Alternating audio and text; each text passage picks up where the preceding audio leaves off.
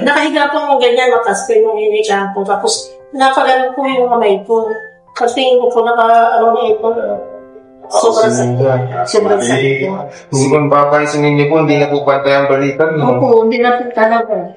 Ano matagal na po ito? Ang nangyari po ay yung August 2. Nung nangyari po, hindi ko na talaga maigalaw. Sakit? Yeah. Sige nga po, itaas nga po. Itataas siya. Ang problema mo po, masakit. Masakit pa. Ang parte po pag nakataas. Dito po. Dito.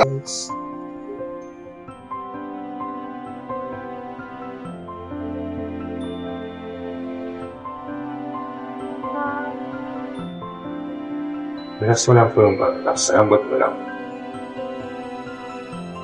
Oh! Good. Ramdam mo yan? Dislocation po yun. Natitsuran mo ba ito kanina? Masarap. Masarap, masakit.